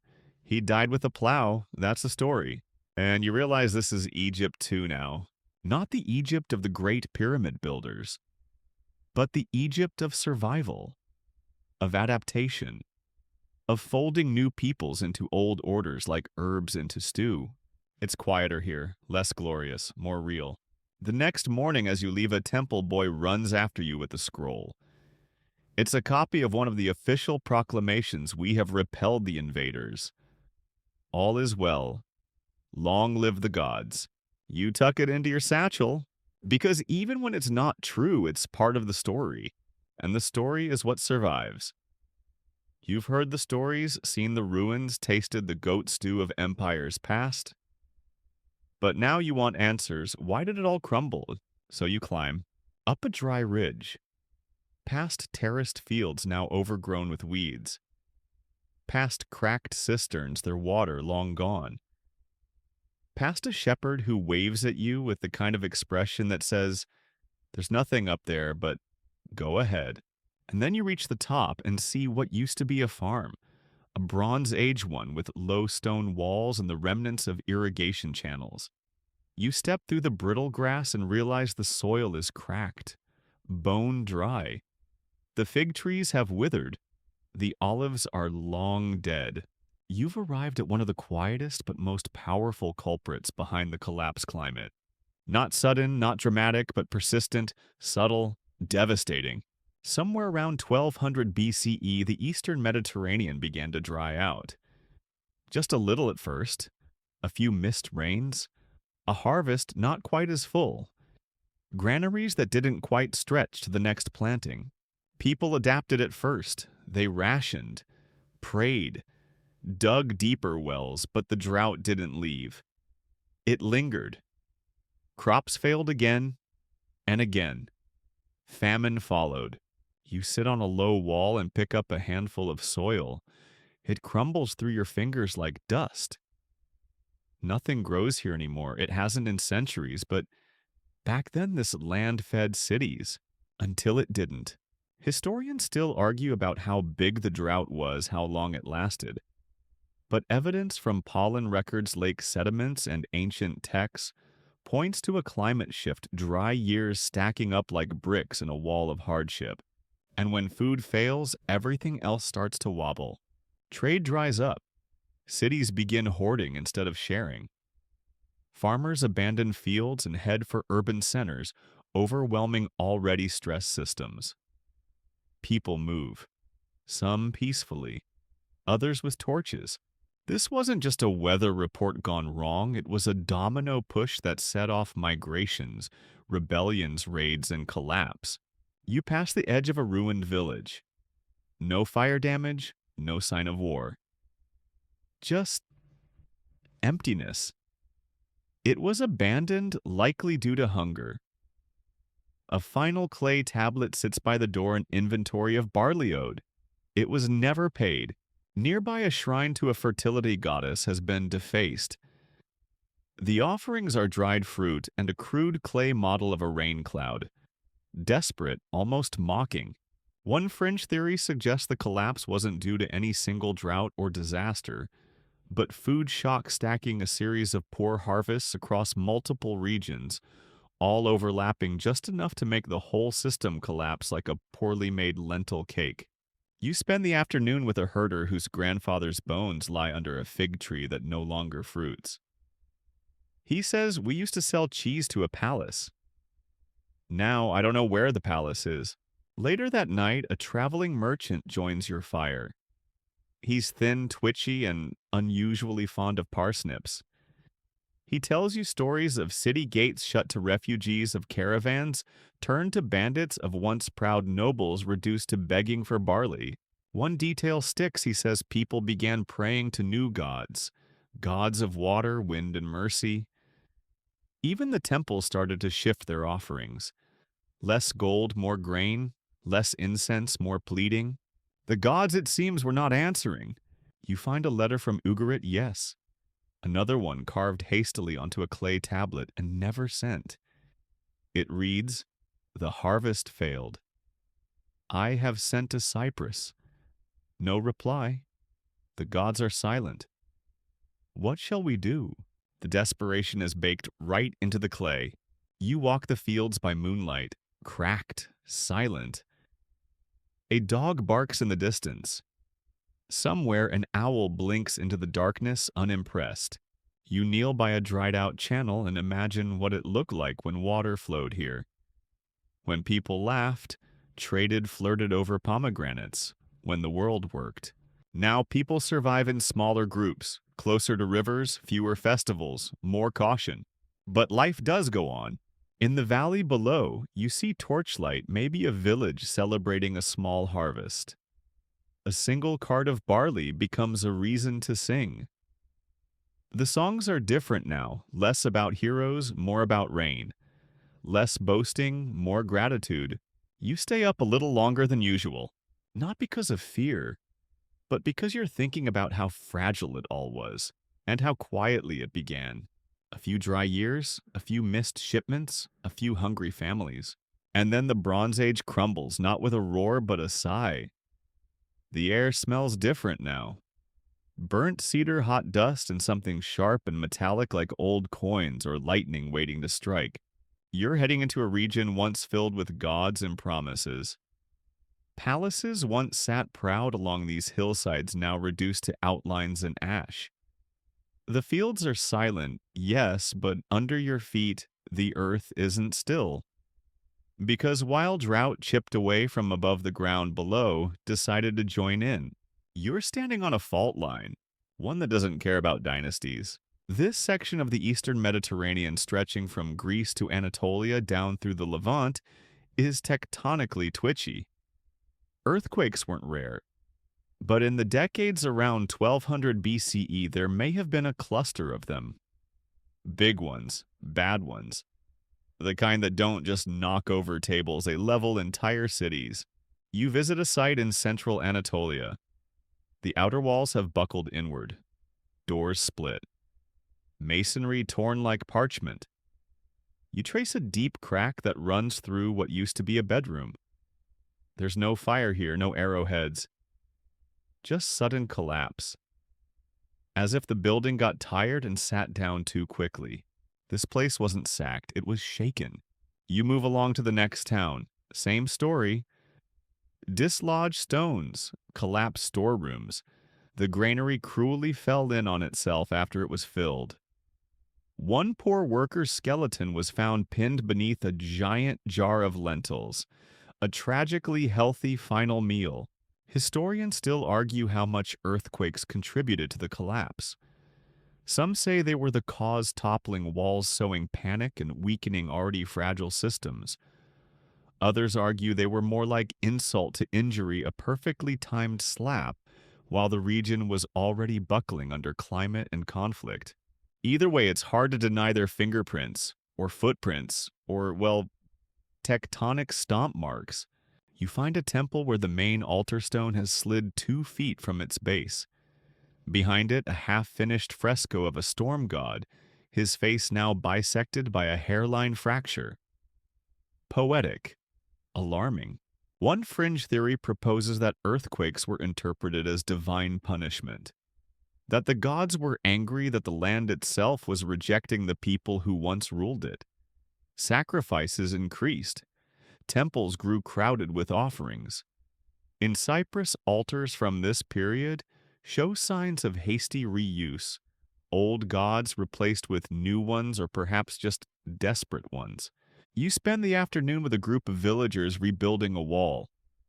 One of them points to the hills and says, "The stones don't lie still anymore." You don't ask what that means, Here's your quirky historical tidbit in some sites. There's evidence of people abandoning multi-story buildings in favor of small single-room homes after a quake. The logic: if it's going to fall, let it not fall far. Ancient, safety-first architecture. And it wasn't just homes. Entire cities relocated, moved upslope, downslope, away from fault lines or toward water, or when those choices ran out, just vanished. You pass by one such city, just a name scratched onto a stone now barely legible. Its final record, a list of missing persons. You can still read one line: the midwife, the smith, and the boy with the cart. No causes listed, just absence. But destruction wasn't always accidental, because as cities trembled and crops failed, another symptom of collapse bloomed in full blame. If you've ever stubbed your toe and immediately hated gravity, you get it. The ancient world started pointing fingers at immigrants, at former allies, at gods, at neighbors. In letters from Ugarit and other sites, you see it plainly. We suspect sabotage, or the merchants from the north brought misfortune. The sea peoples, whoever they were, became a favorite scapegoat. But internal strife also exploded. Cities turned on their own.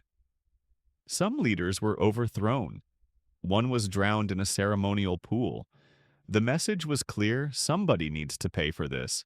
One priest you meet mutters that a nearby city burned itself down after its grain stores failed. Better to start over than starve. He says almost casually as he fixes a stone idol to its stand. You wonder if people stopped believing in the gods, or started believing in them too much. Later, you walk through a market that was rebuilt after a quake. It leans badly. The stalls are uneven, but they're open. A woman sells dried figs. A man offers goat leather sandals. A child begs you to buy a very wonky-looking clay pig. You do, because in the ruins of a fallen world, sometimes the best choice is to pretend, just for a moment, that everything's still standing. You sleep that night near a cracked temple under stars that look too bright, too close. The wind carries the sound of shifting stones. You whisper to the darkness, "Stay still, just tonight." The earth doesn't answer. It starts with silence. Not the kind that follows an earthquake or the eerie quiet after battle. This silence is slower, more stubborn. You're in a town where the writing has stopped. No scribes, no scrolls, no clay tablets stacked like loaves in the archive. Just dust and broken styluses, brittle as dry reeds. You've arrived in the age where writing disappears. It's not dramatic. There's no great ceremony. No king stands up and declares, "We shall now forget how to read." Instead, it fades like breath on a cold surface, barely noticed until it's gone. In Ugarit, you saw the end stages, tablets, half-written archives, burnt mid-sentence royal correspondence never answered. In Mycenae, the linear B tablets stopped altogether. Not one more record, Not one more name. The bureaucracy that fed the Bronze Age palace scribes' warehouse inventories, trade agreements, all of it ran on literacy. When the cities fell, the paper trail, or in this case, the clay trail, was trampled underfoot. You sit with a man who used to be a palace accountant. He now herds sheep. You ask if he misses his work. He shrugs. Sheep don't argue about tax codes. You laugh, but there's an edge to it. Writing didn't just record laws and inventories, it captured memory. When it disappears, so does the past. Suddenly, the world has no receipts, no witnesses, just stories, and those change in the telling. You meet a woman who claims her grandmother was a princess in a city now under the waves. She recites her genealogy by heart, each name carefully preserved like an heirloom. You ask if it's true. She smiles and says, "True enough." Oral tradition becomes the new archive, and you notice it everywhere.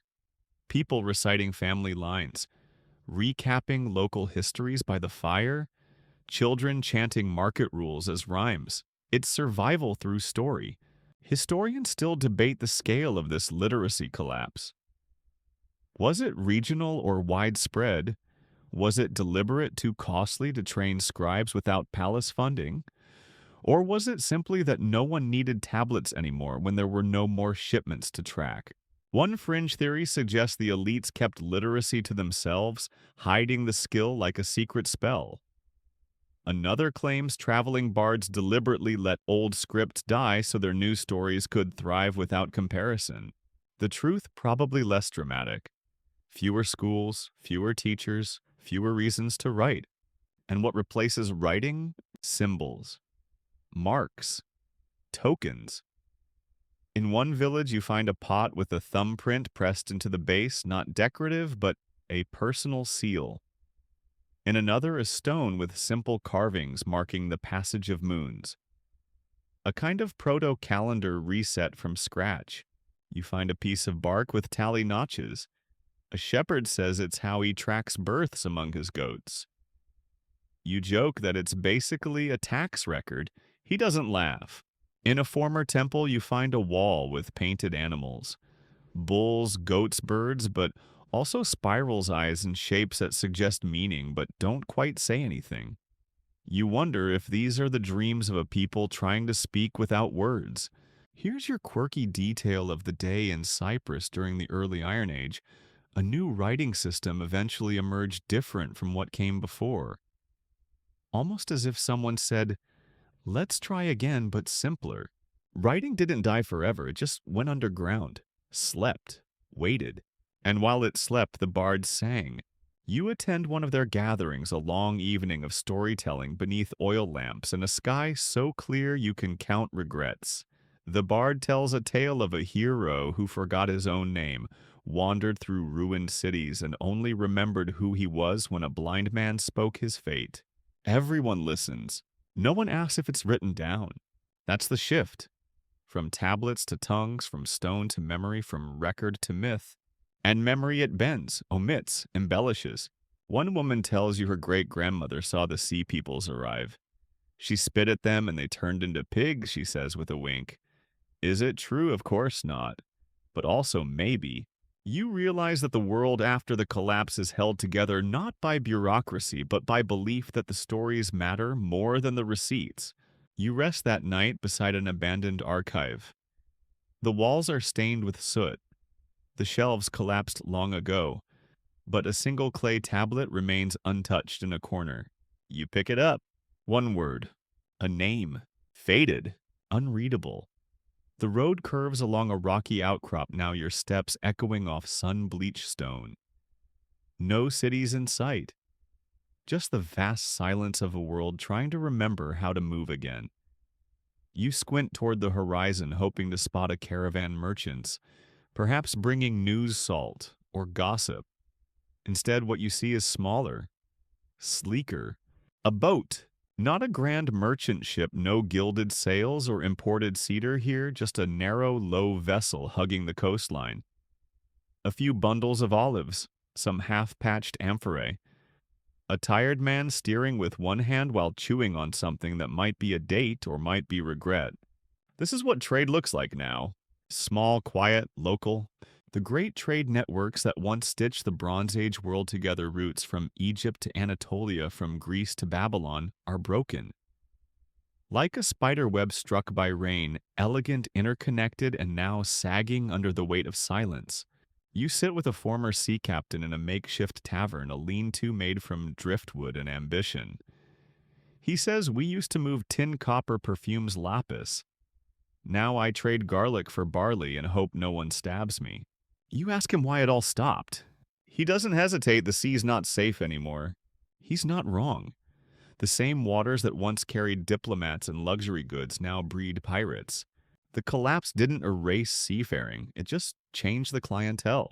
You pass a cove where wrecks rot like driftwood ghosts. Burnt hulls, stripped masts. A few still bear the markings of trade houses, symbols you've seen in old tablets. There's no insurance claim coming, no restitution. One boat still rocks gently in the tide, half sunk, its deck covered in scavenged ropes and someone's forgotten sandal.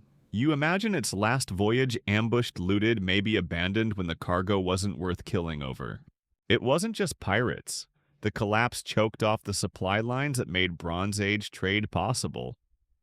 Tin from the far west, copper from Cyprus, resin from Lebanon, wheat from the Nile. You visit a warehouse in a port town. Empty, echoing, its ledgers burned, its scales rusted.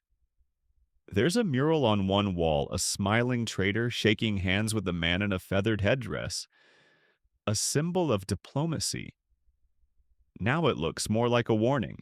Historians still debate how much the Sea Peoples contributed to the breakdown of trade. Some argue they were the symptom, not the disease, filling the vacuum left by failed harvests and faltering alliances. Others say they targeted the arteries of commerce, deliberately knowing that starving cities fall faster than stormed ones. One fringe theory claims the Sea Peoples began as traders turned pirates after their routes were cut off. It's plausible. Desperation makes decent sailors do indecent things. And so trade dies, but smuggling thrives. You overhear two men arguing over a crate of tin. One claims it came from the mountains. The other mutters that it fell off a boat. They both laugh too loudly. You back away slowly. Markets adapt. Instead of fancy seals or palace-sanctioned deals, trades are done in whispers and glances. Olive oil becomes currency. So does good cloth. So does gossip. You see a boy trade a carved bone comb for a handful of lentils. Neither of them blinks. And what about coinage? Still far in the future. Right now it's all barter and trust is in short supply. You walk past a sign painted on wood, crudely rendered, barely legible. It reads, "No tin, no entry." The town beyond it is empty. You think the sign might have worked too well. Yet even in this mess, some connections survive. People rebuild short-range routes, from farm to village, from coast to coast. Rafts replace galleys. Donkeys replace oxen. A merchant sells foreign linen that was probably woven 3 hills over. Here's your quirky tidbit. Some archaeologists believe Mycenaean-style pottery continued being made long after the palaces fell, suggesting local craftsmen kept the look alive even without the infrastructure. Fashion survives. Empire doesn't. You meet a woman who sells honey in jars shaped like miniature ships. She says her father used to sail to Crete. Now she sells his story in sugar. Trade hasn't vanished. It's just gone feral. You sleep that night under a half-collapsed warehouse awning. The stars above are steady. The sea whispers nearby. A fisherman hums an old tune, one he says his grandfather learned from a man with hair like fire and a sword of tin. You're pretty sure he means bronze. But who's counting? Collapse didn't erase the economy. It just handed it to whoever was brave or hungry enough to keep going. And tomorrow someone will wake up, pack a bag of onions, and hope the next village still remembers how to bargain. You leave the coast behind. The path curves inland, tracing the edges of what used to be a kingdom, and now feels more like a rumor. No border stones, no guards. Just trails worn by feet, wheels, and hope. Alongside you, a slow-moving procession winds its way forward. A man carries a baby wrapped in goat wool. A woman leads a donkey with bundles strapped to both sides. Pot's grain may be something wrapped tightly enough to be secrets. Behind them, an old man drags a two-wheeled cart loaded with firewood and a clay idol tucked beneath a blanket. Refugees! You've seen them before on the outskirts of cities, camped near dried-up wells, carving shallow homes into hillside ruins. But now the numbers are growing. Everywhere you go, someone's leaving somewhere else. You join the group for the evening. Around the fire, they share flatbread and stories. One says her home was swallowed by the sea.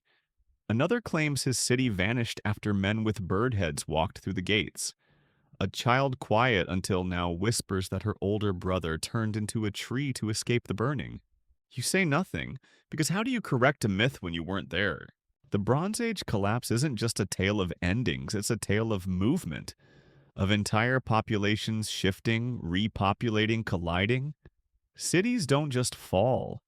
They get repopulated by those who once feared them. You arrive next at a settlement on the edge of an old ruin. The stones are too big for the houses that sit on top of them. Philistine pottery lies beside older Mycenaean shards.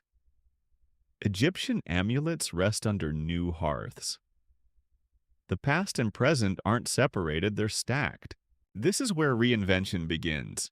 A woman shows you her kitchen, a fire pit beside a carved column reused as a stool. My husband says it's cursed, she jokes. But it keeps the pot warm. People build with what's left. Literal ruins become quarries. Temples become storerooms. Old palatial drainage channels get repurposed to water fields. Children play among the rubble, hopping from stone to stone and calling them by new names.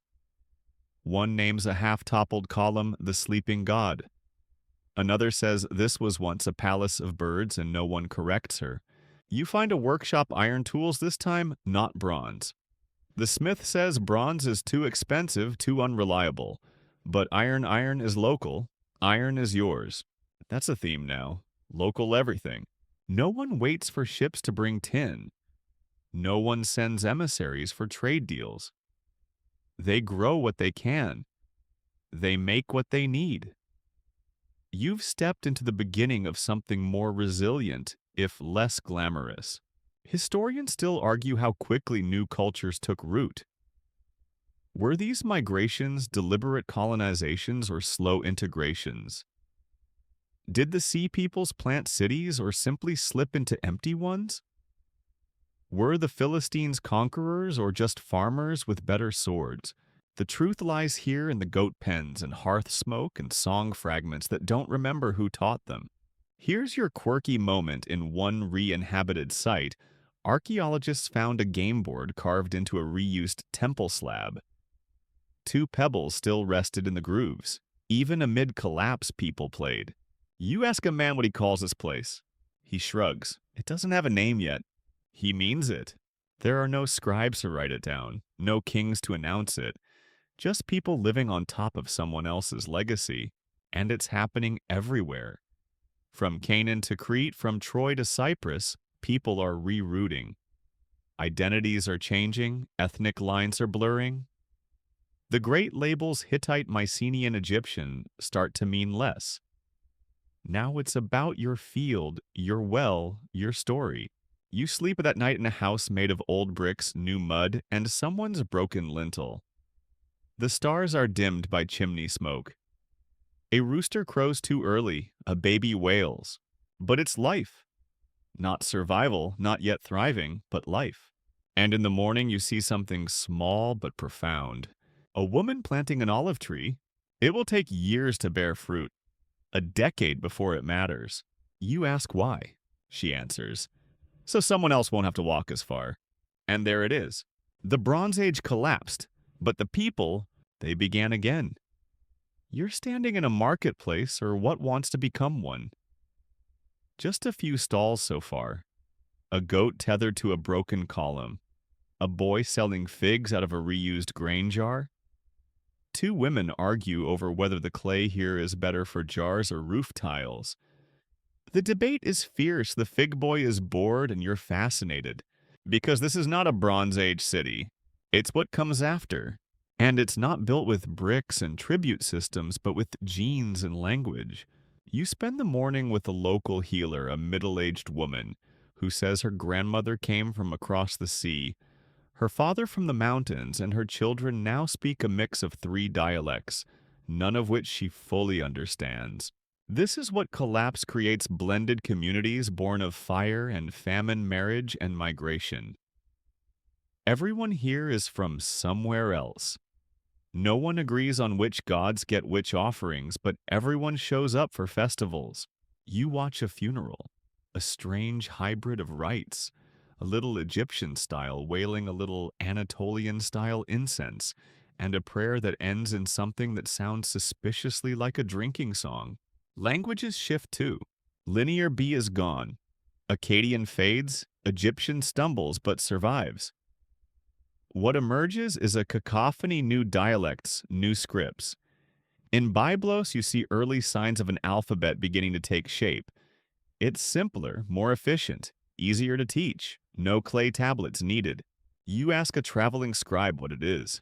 He shrugs. Sounds, marks, anyone can use it. Revolutionary. Because now literacy isn't chained to the palace. It can travel with shepherds, sail with traders, creep into corners where bureaucracy never reached. Historians still argue how these changes happened. Was it deliberate? Was it contact with the sea peoples and their languages? Was it just the natural result of too many tongues sharing one fire? Either way, it's the beginning of something new. You visit a shrine where a scribe is carving letters into wood. You ask what it says. He grins. It's my name and my daughter's. So she'll know who built this place. Later, you walk past a group of children playing with carved bone animals. They chant a rhyme. The moon is fat, the goat is dry, the fish says go, the fire says try. It means nothing, or everything, because embedded in it are memories, echoes.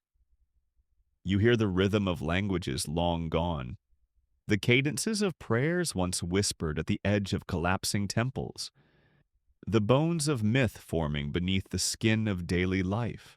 And it's not just words, it's blood. The people you meet are tall and short, light and dark, with eyes like cypress skies and skin like Anatolian soil. You ask where they're from and they gesture to everywhere. Here's your fringe, but fascinating tidbit. Modern genetic studies show a surprising amount of admixture in ancient remains from this era, evidence of population movement, intermarriage, and cultural fusion. The DNA doesn't lie. When the cities burned, the people scattered, and then they mixed. You sit beside a young woman carving patterns into a clay jar. You ask what the design means. She says it's from her mother's people. You ask if she knows where they were from. She says not anymore. And there it is. The old identities, Mycenaean, Hittite, Canaanite, don't matter here. What matters is who's planting your field, who helps rebuild your wall, who knows how to stitch sandals or repair a plow. Civilization, it turns out, doesn't need kings and palaces. It just needs continuity. Not of government, but of care. You hear a lullaby sung in a dialect that didn't exist a century ago? The baby listening to it doesn't care. She just drifts to sleep, full of goat's milk and dreams shaped by 3,000 years of cultural inheritance. And you realize this is not a footnote to the Bronze Age collapse. It's the prologue to something else. The Iron Age is coming. Cities will rise again. Writing will return. Kings will wear crowns carved from old helmets. But beneath all that will lie the unrecorded foundation, the mothers who taught new alphabets, the farmers who kept the seeds, the children who forgot where they came from and called it home anyway. The sea peoples are long gone now, but their echo is in every name that doesn't quite match the land, in every tradition that seems stitched from scraps, in every stubborn village that refused to vanish. You leave the marketplace as the sun sets. Someone's selling roasted chickpeas. Someone else is arguing about goats. The fig boy is still there, still bored, still offering 2 for 1. You buy some, because even in the ruins of collapsed life tastes sweet. You're walking through quiet now. Not the frightened hush of siege or the tense silence of famine, but the kind of peace that follows long struggle. The land breathes differently here, softer, cautious but alive.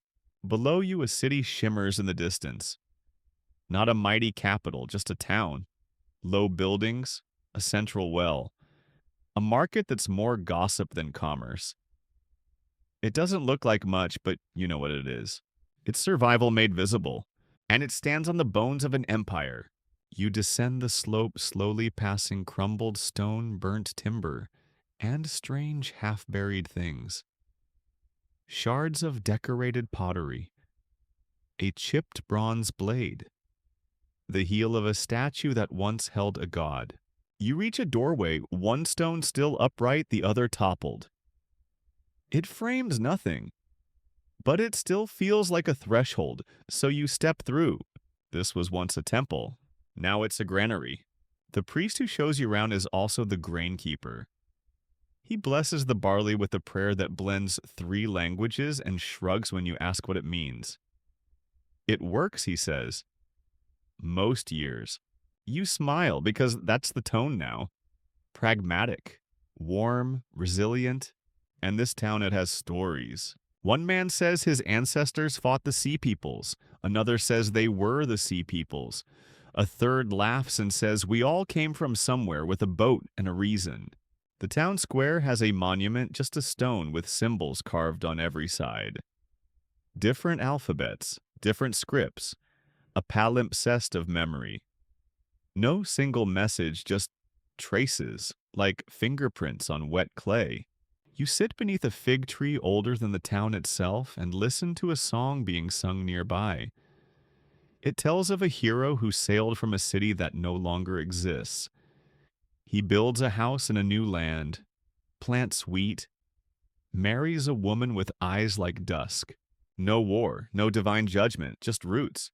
It's a new kind of epic. You meet a boy who shows you a small figurine terracotta worn smooth.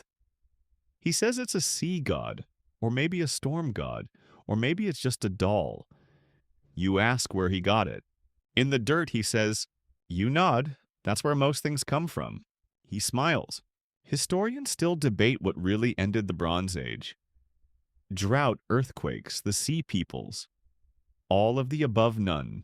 But you've been here, and you've seen that the answer doesn't live in dates and causes.